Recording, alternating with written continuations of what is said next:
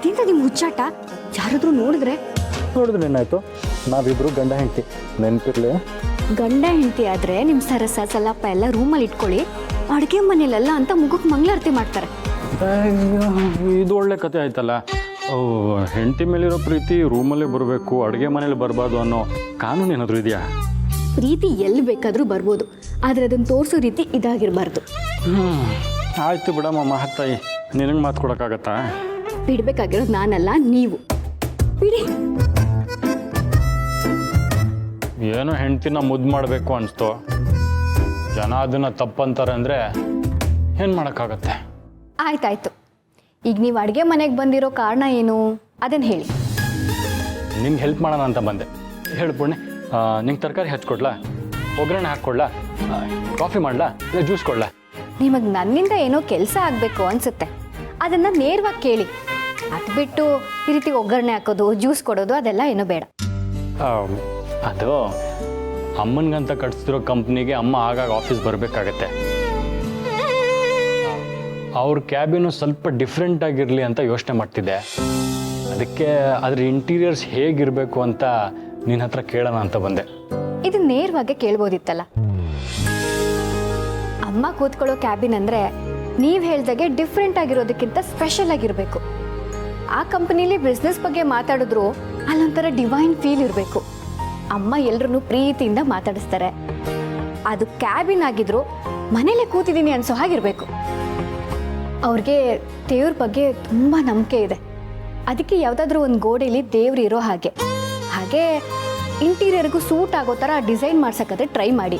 ಅವ್ರಿಗಷ್ಟೇ ಕಾಣೋ ಥರ ಒಂದು ಪುಟ್ಟ ದೇವ್ರ ಗುಡಿರಲಿ. ಆ ರೂಮಲ್ಲಿ ವಾತಾವರಣ ಜೀವಂತವಾಗಿದೆ ಅಂತ ಅನ್ನಿಸ್ಬೇಕು.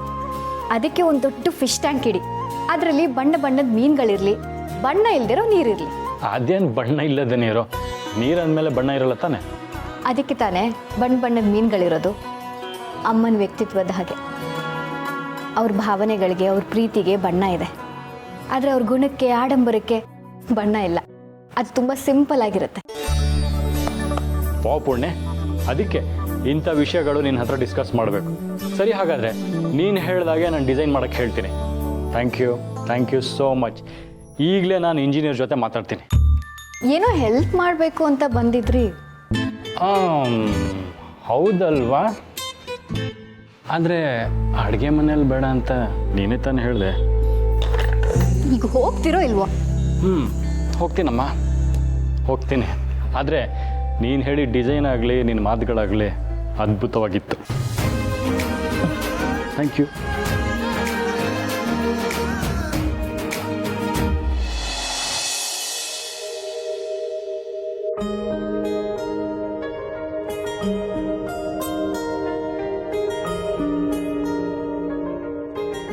ಏನು ನಾನು ಚಾಕ್ರಿ ಮಾಡಿ ನನ್ನ ಮನಸ್ಸು ಒಲಿಸೋ ಪ್ರಯತ್ನ ಮಾಡ್ತಿದ್ದೀರಾ?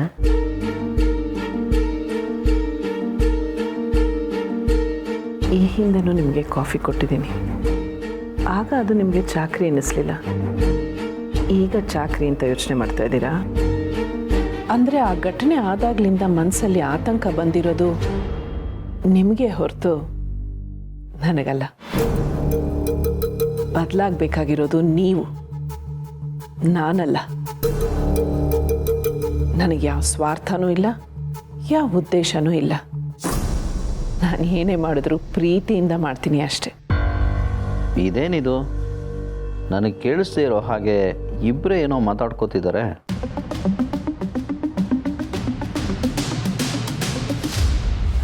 ಚಿಕ್ಕಮ್ಮ, ಇಲ್ಲೇ ಇದ್ದೀರಾ? ಒಳ್ಳೇದಾಯಿತು. ಇದು ಅಮ್ಮನ ಹೆಸರಲ್ಲಿ ಕಂಪ್ನಿ ಆಗ್ತಿದೆಯಲ್ಲ, ಅದ್ರ ಬಿಲ್ಡಿಂಗ್ ಕನ್ಸ್ಟ್ರಕ್ಷನ್ಗೆ ಫಂಡ್ಸ್ ರಿಲೀಸ್ ಆಗಬೇಕಿತ್ತು. ಅದಕ್ಕೆ ನಿಮ್ಮ ಸಿಗ್ನೇಚರ್ಸ್ ಬೇಕು.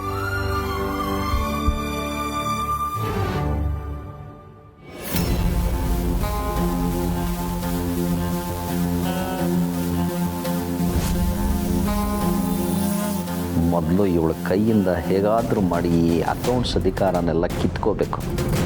ಇದರಿಂದ ಮುಂದೆ ಅನಾಹುತ ಅಂತೂ ತಪ್ಪಿದ್ದಲ್ಲ.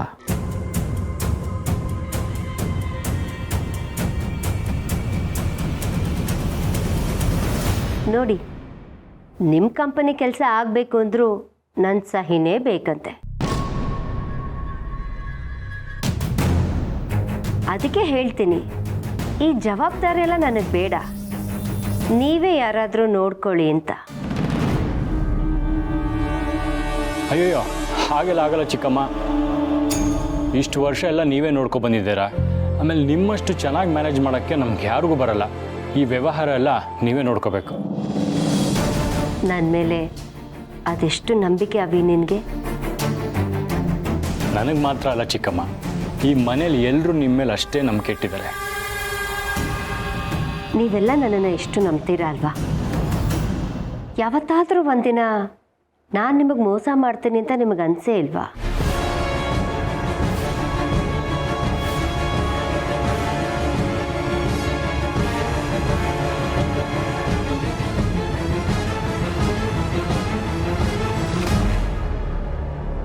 ಎಂಥ ಮಾತಂತ ಆಡ್ತೀರಾ ಚಿಕ್ಕಮ್ಮ. ಇಷ್ಟು ವರ್ಷ ನೀವು ನಮ್ಮನ್ನು ಕಣ್ಣಲ್ಲಿ ಕಣ್ಣಿಟ್ಟು ನೋಡ್ಕೊಂಡಿದ್ದೀರ. ಈ ಮನೆಗೋಸ್ಕರ ಕಷ್ಟಪಟ್ಟಿದ್ದೀರಾ. ಅಂಥದ್ರಲ್ಲಿ ನೀವು ನಮಗೆ ಮೋಸ ಮಾಡ್ತೀರಾ ಅಂದರೆ ನಾವು ನಂಬ್ತೀವ? ಹೌದಾ? ನಂಬಲ್ವಾ? ನಾಳೆ ಯಾವತ್ತಾದರೂ ಯಾರಾದರೂ ನಿಮ್ಮ ಹತ್ರ ಬಂದು ಈ ಶಾರ್ವರಿ ನಿಮಗೆ ಮೋಸ ಮಾಡ್ತಿದ್ದಾಳೆ, ಶಾರ್ವರಿ ನೀವು ಅಂದ್ಕೊಂಡು ಹಾಗಲ್ಲ ಅಂತ ಹೇಳಿದ್ರೆ?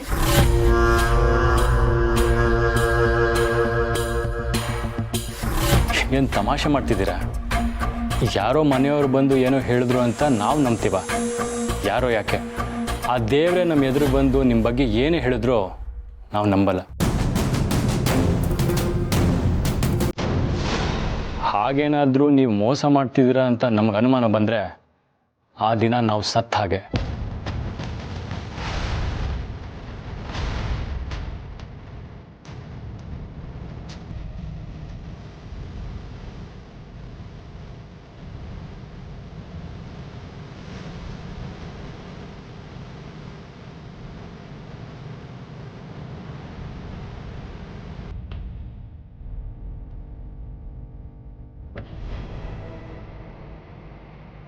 ನಿಮ್ಮಂಥ ಮಕ್ಕಳನ್ನ ಪಡೆಯೋಕೆ ನಾನು ನಿಜವಾಗ್ಲೂ ಅದೃಷ್ಟ ಮಾಡಿದ್ದೆ. ಇಲ್ಲ ಚಿಕ್ಕಮ್ಮ, ನಿಮ್ಮಂಥ ತಾಯಿ ಪಡೆಯೋಕ್ಕೆ ನಾವು, ನಿಮ್ಮಂಥ ಸೊಸೆ ಪಡೆಯೋಕ್ಕೆ ಈ ಮನೆ, ನಿಮ್ಮಂಥ ಹೆಂಡತಿ ಪಡೆಯೋಕ್ಕೆ ಚಿಕ್ಕಪ್ಪ, ನಾವೆಲ್ಲರೂ ಅದೃಷ್ಟ ಮಾಡಿದ್ದೀವಿ.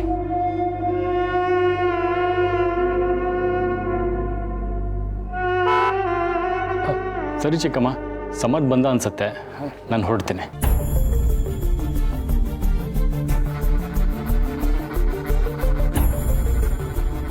ನೋಡಿದ್ರ ತುಳಸಿ ಅವರೇ, ಅವಿ ನನ್ನ ಮೇಲೆ ಎಷ್ಟು ಪ್ರೀತಿ, ಗೌರವ, ನಂಬಿಕೆ ಇಟ್ಟಿದ್ದಾನೆ ಅಂತ. ನಾನು ಅದನ್ನೇ ಹೇಳ್ತಿರೋದು. ಈ ಮನೆಯವರೆಲ್ಲರೂ ನಿಮ್ಮ ಮೇಲೆ ಪ್ರೀತಿ, ಗೌರವ, ನಂಬಿಕೆ ಇಟ್ಟಿದ್ದಾರೆ. ನಿಮಗೆ ತಾಯಿ ಸ್ಥಾನ ಕೊಟ್ಟಿದ್ದಾರೆ. ಆ ತಾಯಿ ಸ್ಥಾನ ಸಿಗಬೇಕು ಅಂದರೆ 7 ಜನ್ಮದ ಪುಣ್ಯ ಮಾಡಿರಬೇಕು. ಅದನ್ನು ಉಳಿಸ್ಕೊಳ್ಳಿ ಅಂತಲೇ ಹೇಳ್ತಾ ಇದ್ದೀನಿ.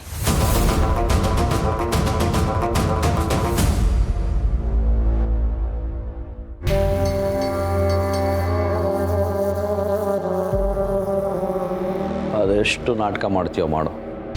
ನಿನ್ನ ನಿಜ ರೂಪ ಆದಷ್ಟು ಬೇಗ ಈ ಮನೆಯವ್ರಿಗೆ ಗೊತ್ತಾಗತ್ತೆ. ಅವಿ ಅಷ್ಟೆಲ್ಲ ಹೇಳಿದ್ಮೇಲೂ ನೀವಿನ್ನೂ ಅದೇ ಯೋಚನೆಯಲ್ಲಿದ್ದೀರಾ? ಅಂಥ ಯೋಚನೆಗಳೇನಾದರೂ ಇದ್ದರೆ ಬಿಟ್ಬಿಡಿ ಮೈ ಡಿಯರ್ ಹಸ್ಬೆಂಡ್.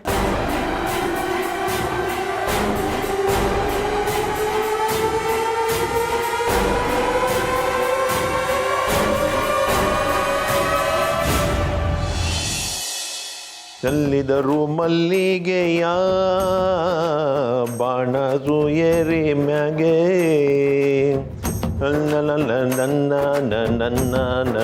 ನನ್ನ ಚೆಲ್ಲಿದರು ಮಲ್ಲಿಗೆಯ, ಚೆಲ್ಲಿದರು ಮಲ್ಲಿಗೆಯ, ಚೆಲ್ಲಿದರು.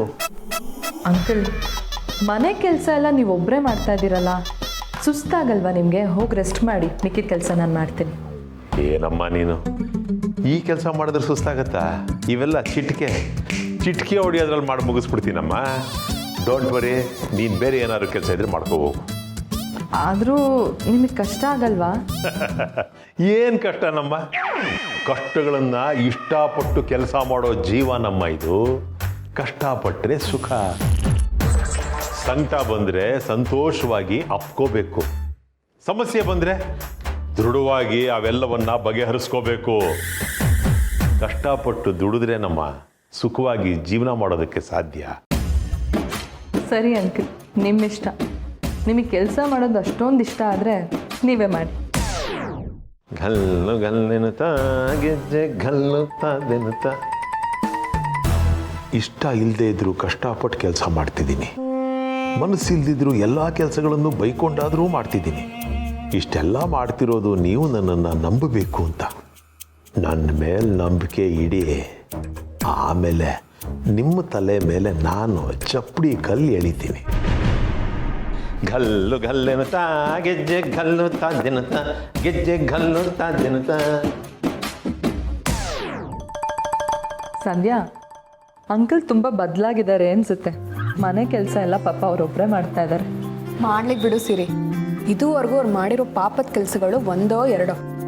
ಕಡೆ ಪಕ್ಷ ಈ ಮನೆ ಕೆಲಸ ಮಾಡಾದರೂ ಅವ್ರ ಪಾಪನ ಕಮ್ಮಿ ಮಾಡ್ಕೊಳ್ಳಿ. ಆದರೂ ನೀನು ಅವ್ರಿಗೆ ಈ ರೀತಿ ಎಲ್ಲ ಶಿಕ್ಷೆ ಕೊಡೋದು ನಂಗೆ ಯಾಕೋ ಸರಿ ಅನ್ನಿಸ್ತಿಲ್ಲ ಸಂಧ್ಯಾ. ಅವ್ರು ಮಾಡಿರೋ ತಪ್ಪುಗಳಿಗೆ ಇಂಥ ಶಿಕ್ಷೆಗಳು ಯಾವ ಲೆಕ್ಕನೂ ಅಲ್ಲ. ಅವ್ರ ಬುದ್ಧಿ ಕಲಿಯೋವರೆಗೂ ಇಂಥ ಶಿಕ್ಷೆನ ಅನುಭವಿಸ್ತಾನೆ ಇರಬೇಕು. ವಯಸ್ಸಾದವರು ಮರ್ಯಾದೆ ಕೊಡೋವಂಥ ಕೆಲಸ ಮಾಡಬೇಕು ಸಿರಿ. ಆದರೆ ಇವ್ರು ಮಾಡಿರೋ ತಪ್ಪುಗಳು ಒಂದಾ ಎರಡ. ಇಂಥವ್ರಿಗೆ ನಾವು ಅಯ್ಯೋ ಅಂದರೆ ನಮ್ಮ ವಯಸ್ಸು ಕಮ್ಮಿ ಆಗ್ಬಿಡತ್ತಷ್ಟೆ.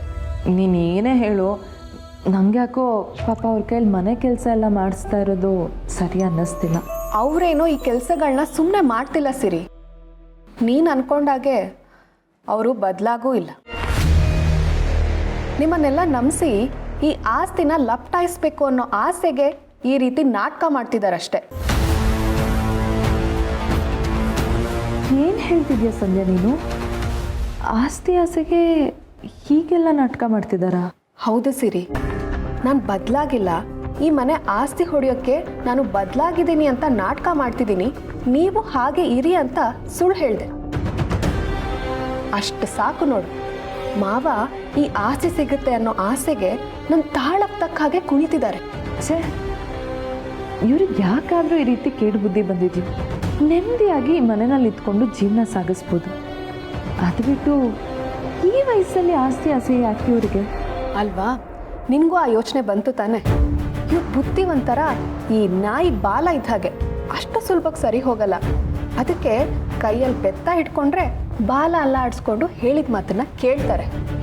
ಸಿರಿ, ನಾನು ಇವ್ರಿಗೆ ಈ ರೀತಿ ಪಾಠ ಕಲಿಸೋದೇ ಸರಿ. ನೀನು ಯೋಚನೆ ಮಾಡಬೇಡ, ನಾನು ಅವ್ರನ್ನ ವಿಚಾರಿಸ್ಕೊಳ್ತೀನಿ.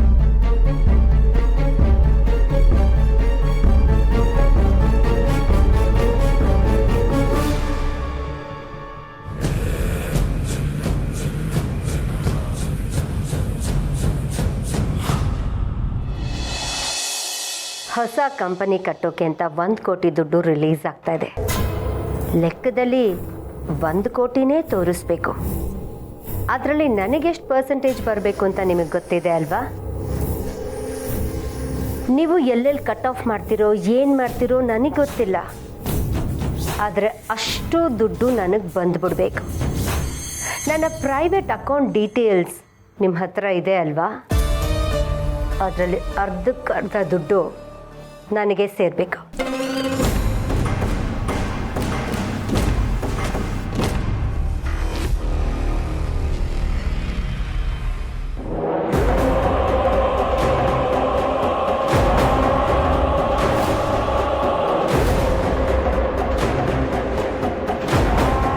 ನನ್ನ ಮಾತು ಕೇಳಿಸ್ಕೊಂಡ್ಯಾ?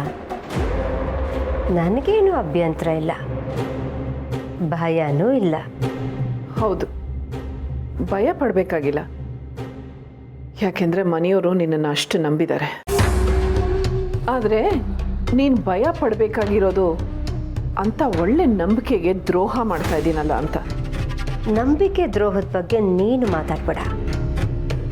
ಒಂದು ಹೆಣ್ಣಿನ ಮನಸ್ಸಿನಲ್ಲಿ ಪ್ರೀತಿ ಹುಟ್ಟಿಸಿ ಅವಳ ಸಾವಿಗೆ ಕಾರಣ ಆದವನು ನಿನ್ನ ಗಂಡ. ಇಂಥ ಮಾತುಗಳು ಏನೇ ಇದ್ರೂ ಅವನ ಹತ್ರ ಹೋಗಿ ಹೇಳು.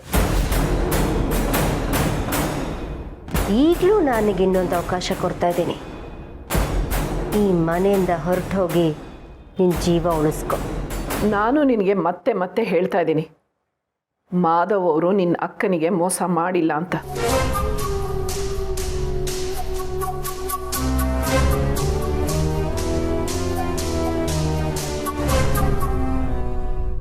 ಮೋಸ ಮಾಡಿಲ್ವಾ? ಮೋಸ ಮಾಡಿಲ್ಲ ಅಂದ್ರೆ ಇದೆಲ್ಲ ಸುಳ್ಳ?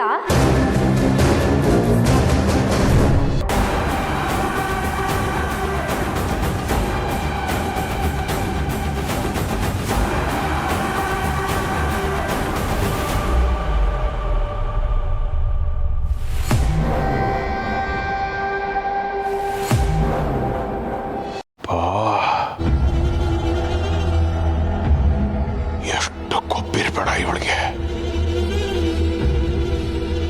ಬೇರೆಯವ್ರನ್ನ ಆಟ ಆಡಿಸ್ದಾಗೆ ನನ್ನನ್ನೇ ಬುಗುರಿ ಆಡಿಸ್ಬಿಟ್ಲಲ್ಲ. ನನ್ನ ಸೊಸೆಯಾಗಿ ಮನೆ ಅಳಿಯನ ಕೈಲಿ ಕೆಲಸ ಮಾಡಿಸ್ದಾಗೆ ಮನೆ ಎಲ್ಲ ಕೆಲಸನೂ ನನ್ನ ಕೈಲಿ ಮಾಡಿಸ್ಬಿಟ್ಲು.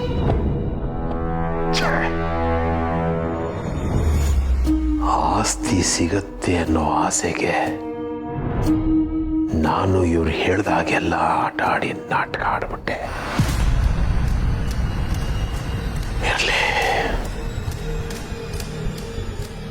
ಇದೆಲ್ಲದಕ್ಕೂ ತಕ್ಕ ಶಾಸ್ತಿ ಮಾಡ್ತೀನಿ. ನಾನು ಮಾಡ್ತೀನಿ. ಹೊಟ್ಟೆ ಹಸಿತಾ ಇದ್ರು ಕೂತ ಜಾಗದಿಂದ ಅಡಿಗೆ ಮನೆಗೆ ಎದ್ದು ಹೋಗಿ ತಟ್ಟೆಗೆ ಅನ್ನ ಹಾಕೊಳ್ಳದೆ ಉಪವಾಸ ಮಲಗಿರೋ ಅಂತ ಸೋಂಬೇರಿ ನಾನು. ನನ್ನ ಕೈಲಿ ಮನೆ ಕೆಲಸ ಎಲ್ಲ ಮಾಡಿಸ್ಬಿಟ್ಟು ಸೊಸೆ ಮುದ್ದು. ಅಲ್ಲ, ನಾನು ಏನು ಅಂಥದ್ದು ಮಾಡಬಾರದು ಮಾಡಿದೆ? ಚೂಚುಬಿ 5 ಲಕ್ಷ ರೂಪಾಯಿ ಕಳೆದೆ. ಅದಕ್ಕೆ ಈ ರೀತಿ ಸೇಡು ತೀರಿಸ್ಕೊಳ್ಳೋದ? ನಿನಗೆ ಒಳ್ಳೇದಾಗಬೇಕು, ನೀನು ಕೈ ತುಂಬ ಸಂಪಾದನೆ ಮಾಡಬೇಕು ಅನ್ನೋ ಕಾರಣಕ್ಕೆ ನನ್ನ ಮಗನಿಂದ ನಿನ್ನನ್ನು ದೂರ ಮಾಡಿದೆ. ಈ ಮನೆಗೆ ಒಳ್ಳೇದಾಗ್ಲಿ ಅಂತ ಒಂದೆರಡು ಒಳ್ಳೆ ಕೆಲಸ ಮಾಡಕ್ ಹೋದೆ. ನಾನೇನು ಮಾಡಲಿ? ಈ ಮನೆಯವ್ರ ದುರಾದೃಷ್ಟ ಉಲ್ಟಾ ಹೊಡೀತು. ಮನೆ ಮೇಲೆ ಸಾಲ ಬಿತ್ತು. ಅದಕ್ಕೆ ನಾನೇನು ಮಾಡೋಕ್ಕಾಗತ್ತೆ? ಇಲ್ಲ ಸೊಸೆ ಮುದ್ದು, ನನ್ನನ್ನೇ ಎದುರಾಕೊಳ್ಳೋ ಪ್ರಯತ್ನ ಮಾಡ್ತಾ ಇದೀಯಾ? ಇದೆಲ್ಲದಕ್ಕೂ ನಿನಗೆ ತಕ್ಕ ಶಾಸ್ತಿ ಮಾಡ್ತೀನಿ.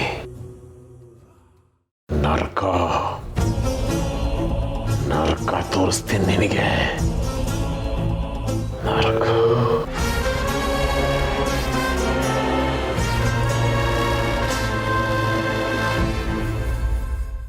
ನಿಮ್ಮನ್ನ ಪ್ರಾಣಕ್ಕಿಂತ ಹೆಚ್ಚಾಗಿ ಪ್ರೀತಿಸ್ತಾ ಇದ್ದೀನಿ. ನನ್ನ ಪ್ರೀತಿನ ಒಪ್ಕೊಳ್ಳಿ. ನಿಮ್ಮ ಪ್ರೀತಿ ಇಲ್ಲ ಅಂದರೆ ನನ್ನ ಪ್ರಾಣ ವ್ಯರ್ಥ. ಇಂತಿ ನಿಮ್ಮ ಶರ್ಮಿಳಾ. ಇದನ್ನು ನಿಮ್ಮ ಅಕ್ಕ ಬರೆದಿರೋದು. ಈ ಪತ್ರಗಳನ್ನ ನೀನು ಸರಿಯಾಗಿ ಓದಿಲ್ಲ ಅನಿಸುತ್ತೆ. ಇದರಲ್ಲಿ ಬರ್ದ ಹಾಗೆ ನಿಮ್ಮ ಅಕ್ಕ ಮಾಧವ್ ಅವ್ರ ಪ್ರೀತಿಗೋಸ್ಕರ ಬೇಡ್ಕೊಂಡಿದ್ದಾರೆ.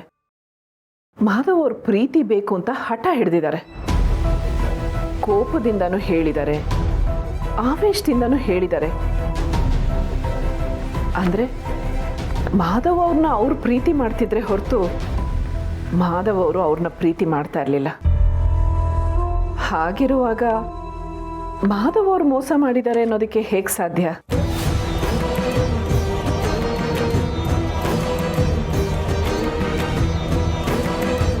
ನಿಮ್ಮ ಅಕ್ಕನಿಗೆ ಮಾಧವ್ ಅವ್ರ ಮೇಲೆ ಪ್ರೀತಿ ಹುಟ್ಟಿದ್ದು ಸುಳ್ಳು ಅಂತ ನಾನು ಹೇಳ್ತಾ ಇಲ್ಲ. ಆ ಪ್ರೀತಿನ ಉಳಿಸ್ಕೊಳ್ಳೋ ಆವೇಶದಲ್ಲಿ ಪ್ರಾಣ ಕಳ್ಕೊಂಡಿದ್ದು ತಪ್ಪು ಅಂತ ಹೇಳ್ತಿದ್ದೀನಿ. ನಾನು ಅವ್ರ ಪ್ರೀತಿಗೆ ಅವಮಾನ ಮಾಡ್ತಾ ಇಲ್ಲ. ಆದರೆ ಆ ಪ್ರೀತಿಯಿಂದ ನಿನ್ನ ಮನಸ್ಸಲ್ಲಿ ಹುಟ್ಟಿರೋ ದ್ವೇಷನ ಬದಲಾಯಿಸ್ಕೊ ಅಂತ ಹೇಳ್ತಾ ಇದ್ದೀನಿ. ಪ್ರೀತಿಯಿಂದ ಬಾಂಧವ್ಯ ಬೆಳಿಬೇಕೆ ಹೊರತು ಬದುಕನ್ನೇ ನಾಶ ಮಾಡೋ ರೋಷ ಬೆಳಿಬಾರ್ದು. ಈ ಮನೆಯವರೆಲ್ಲ ನಿನ್ನನ್ನು ದೇವತೆ ಅಂದ್ಕೊಂಡಿದ್ದಾರೆ. ನಿನ್ನ ಮೇಲೆ ಅಷ್ಟು ಗೌರವ ಇಟ್ಟಿದ್ದಾರೆ. ಆ ಗೌರವನ ಉಳಿಸ್ಕೊ. ಇಂಥ ಮಾತುಗಳಿಂದ ನನ್ನನ್ನು ಬದಲಾಯಿಸ್ಬೋದು ಅಂತ ಅಂದ್ಕೋಬೇಡ. ನನ್ನ ಅಕ್ಕನ ಆತ್ಮಕ್ಕೆ ಶಾಂತಿ ಸಿಗಬೇಕು ಅಂದರೆ ಈ ಕುಟುಂಬ ಸರ್ವನಾಶ ಆಗಬೇಕು. ನಾನು ಬಿಡಲ್ಲ. ಸೇಡ್ ತೀರಿಸ್ಕೊಳ್ದೆ ನಾನು ಬಿಡಲ್ಲ. ನಾನು ಬಿಡಲ್ಲ. ಈ ಮನೆಗೆ ಕಿಂಚಿತ್ತು ತೊಂದರೆ ಆಗೋದಕ್ಕೂ ನಾನು ಬಿಡಲ್ಲ. ನಿನ್ನೊಳಗಿರೋ ಸೇಡಿನ ಕಿಚ್ಚು ನಿನ್ನನ್ನು ಸುಡುತ್ತೆ ಹೊರತು ಈ ಮನೆಗೆ ಅದ್ರ ಬಿಸಿನೂ ತಾಗಲ್ಲ. ನಾನು ಬದುಕಿರೋವರೆಗೂ ಈ ಮನೆಗಾಗಲಿ ಈ ಮನೆಯವ್ರಿಗಾಗಲಿ ನೀನೇನು ಮಾಡೋಕ್ಕಾಗಲ್ಲ.